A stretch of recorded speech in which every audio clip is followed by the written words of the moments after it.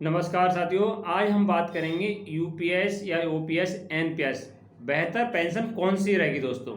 Difference क्या है तीनों पेंशनों में कि कर्मचारी को कौन सी पेंशन में ज़्यादा बेस्ट रहेगी, कौन सी पेंशन उसे घाटे का सौदा रहेगी दोस्तों। अभी तक क्या था कि मार्केट के अंदर दोस्तों दो पेंशन थी, यूपीएस तो बाद में आई दोस्तों, एनपीएस और ओपीएस दोस्तों। दो पेंशन थी 2004 तक दोस्तों, शुरू तक। अब 2004 में तक थी दोस्तों। 2024 में एक तीसरी पेंशन और लागू कर दी केंद्र सरकार ने दोस्तों। लागू तो कर दिया मगर लागू होगी अगले साल 2025 से, मगर लॉन्च कर दी गई दोस्तों। 2024 में लॉन्च कर दी। 2004 तक दो पेंशन थी, अब 24 में एक और पेंशन का अनाउंसमेंट कर दिया, यूपीएस दोस्तों। यूपीएस क्या है? यूनिफाइड पेंशन दोस्तों। अब हो गई कुल मिलाकर तीन पेंशन दोस्तों। तीन पेंशन हो गई तो कर्मचारी के लिए कौन सी पेंशन बेस्ट रहेगी दोस्तों? तो डिफरेंस क्या है दोनों में, एक एक करके बात करेंगे तीनों पेंशन के बारे में। तो आप डिसाइड कर लीजिए तो आपके लिए कौन सी बेस्ट थी, कर्मचारी के लिए कौन सी नहीं थी। वो डिसीजन आपके ऊपर है दोस्तों। तो हम बात कर लेते हैं सबसे पहले ओपीएस दोस्तों। ओपीएस क्या थी? ओल्ड पेंशन स्कीम दोस्तों। जब से देश आज़ाद हुआ है, देश आज़ाद होने के बाद सरकार ने सोचा जो हमारे कर्मचारियों के लिए कोई ऐसी व्यवस्था की जाए जो 60 साल के बाद अपनी जीवन यापन करने के लिए दोस्तों केंद्र सरकार ने ओपीएस पेंशन स्कीम लागू कर दी गई थी। उसमें क्या था दोस्तों, कर्मचारी का कोई भी कंट्रीब्यूशन नहीं था दोस्तों, कोई भी कंट्रीब्यूशन नहीं था। उसे जब रिटायर होता था लास्ट वेतन का 50% मई डीए के साथ उसे मिलता था दोस्तों, आजीवन। जब तक जो जीता था उसके बाद, जीने के बाद मान लो एक्सपायर हो गया, उसकी फैमिली को यानी पति एक्सपायर हो गया, पत्नी को मिलता था दोस्तों। उसमें कोई भी कर्मचारी का 1% भी अंशदान नहीं जाता था।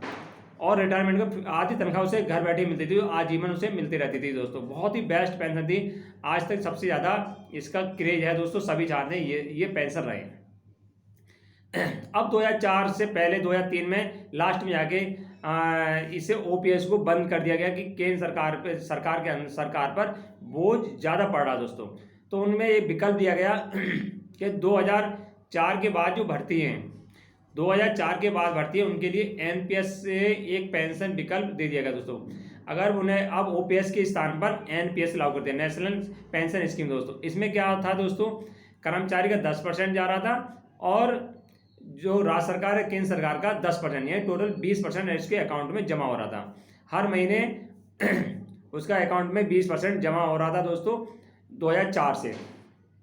तो इसका भी विरोध कर्मचारी ने बहुत करा कि हमारा जो पेंशन देनी है तो हमारे 10% क्यों जाए, हमें तो पूरा जो पेंशन जैसे पहली मिल रही थी, जैसे ओल्ड पेंशन मिल रही थी वैसे ही मिल जाए। जो 10-20% जमा हो रहा था, अब जमा हो रहा था 60 साल के बाद।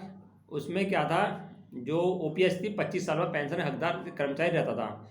अब इसमें नई पेंशन में दोस्तों ऐसा नियम खत्म कर दिया गया। जो एनपीएस था उसमें 60 साल के बाद पेंशन के प्रावधान था, आपको 60 साल नौकरी करनी पड़ेगी, उससे पहले आपको पेंशन नहीं मिलेगी। जब आप रिटायरमेंट हो जाएंगे तो आपका जमा है दोस्तों, मान लो 10 लाख जमा है आपका, और 10 लाख में से आपने 60 लाख, 10 लाख में से 6 लाख आपको मिल जाएगा उस समय, और बाकी 4 लाख बचा, 4 लाख आपको पेंशन के रूप में आजीवन मिलता रहेगा। ये नियम था दोस्तों। और इसमें 2-3 नियम ये थे कि आप इसमें से जमा राशि जो 3 बार निकाल सकते हैं, 5-5 साल के गैप के साथ इसमें 3 बार पैसे आपको निकाल सकते हैं। वो भी अपना पैसा, सरकार का छोड़ के जो अपना पैसा वो निकाल सकते हैं। और ये थे जो न्यू पेंशन में और भी बदलाव कर दिए गए थे। अब 2024 में केंद्र सरकार ने एक न्यू पेंशन और ला दी दोस्तों, यूपीएस। अब कहा है कि यूपीएस कर्मचारी के लिए बहुत बेस्ट होगी, जो 1 अप्रैल 2025 से लागू की जाएगी। इसमें क्या है दोस्तों, कर्मचारी का 10% कटेगा, कर्मचारी का 10% कटेगा, और केंद्र सरकार, राज्य सरकार उसमें 18.5% जमा करेंगे दोस्तों। एनपीएस में 10% या 14% जमा हो रहा था, 24%, इसमें 28.5% जमा होगा। और क्या है इसमें, जब कर्मचारी की नौकरी 25 साल पूरी हो जाएगी, जब कर्मचारी की नौकरी 25 साल पूरी जाएगी तो पेंशन हकदार हो जाएगा। जो उस समय उसका मूल वेतन होगा और तो उसका 50% उसे पेंशन के रूप में मिलता रहेगा दोस्तों।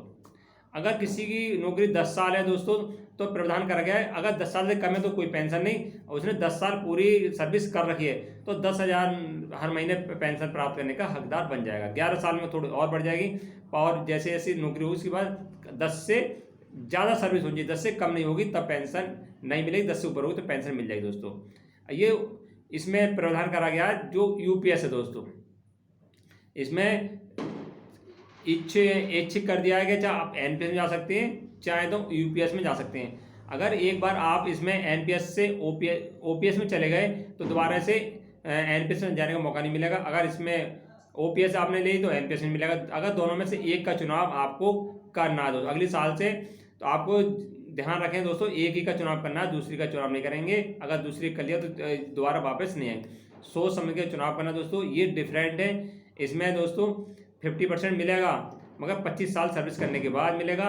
उसमें ओपीएस में 20 साल करने के बाद 50% सैलरी के हकदार होते थे, इसमें ऐसा नहीं है दोस्तों। डीए इसमें भी मिलेगा और थोड़ा बहुत डिफरेंट है। और जो नोटिफिकेशन जारी कर हो जाएगा दोस्तों 1 अप्रैल 2024 के बाद, क्या कर्मचारी कटेगा वेतन 10% कटेगा नहीं कटेगा, और उसके बाद पता चलेगा। फिलहाल तो ये 2-3 मुख्य डिफरेंट है, ओल्ड पेंशन और न्यू पेंशन और ये यूपीएस में दोस्तों। वीडियो अच्छी लगी हो तो लाइक शेयर कर देना दोस्तों, और चैनल को सब्सक्राइब। नमस्कार।